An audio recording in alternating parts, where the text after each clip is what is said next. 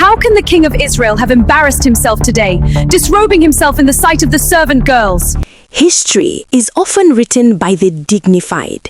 It is recorded by those who sit on high thrones and wear heavy crowns. But on this day in Jerusalem, the king of Israel did something that history would never forget.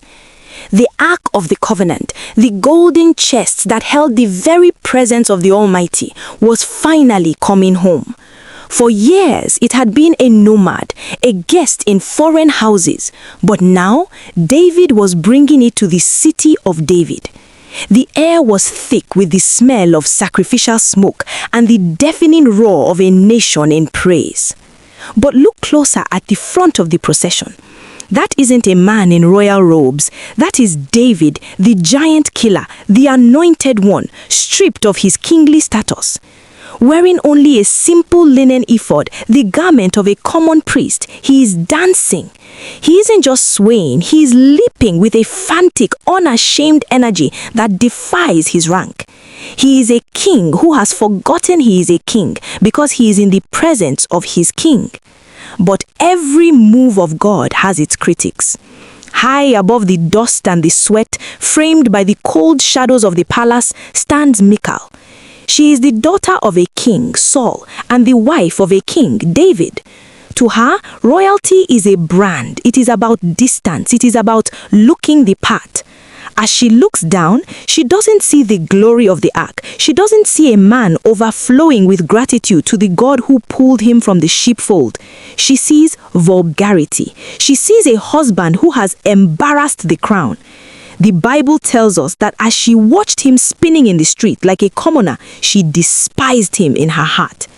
In that moment, the spiritual distance between the street and the palace became an unbridgeable chasm. The celebration ends. The crowds go home, their hearts full. David, still vibrating with the spiritual high of the day, enters his own home. He wants to bless his family. He wants to share the overflow of God's goodness with the woman he loves. But Michal doesn't wait for a greeting. She strikes first. Her voice is dripping with a sarcasm that cuts deeper than any Philistine sword. How the king of Israel has distinguished himself today, she sneered, disrobing himself in the sight of the servant girls like any vulgar fellow would.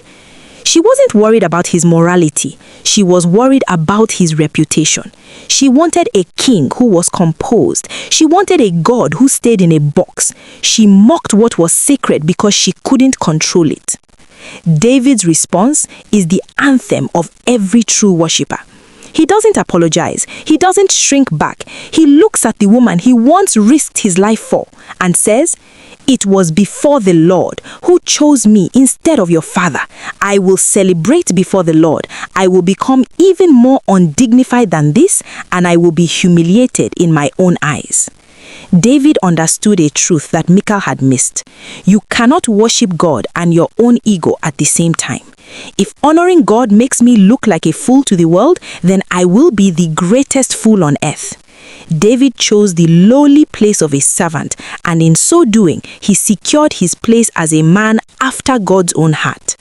But for Michal, the story ends in a chilling silence. The scripture records that from that day forward, Michal had no children until the day of her death. In her attempt to protect her dignity, she became barren. When we mock the passion of others, when we sit in judgment of how someone else loves God, we risk the same spiritual dryness. We become a house with no future. The question for us today is simple. Are we at the window or are we in the street? Are we protecting our image or are we seeking his face? Don't let your pride keep you from the dance, because God isn't looking for those who look holy. He's looking for those who are wholehearted.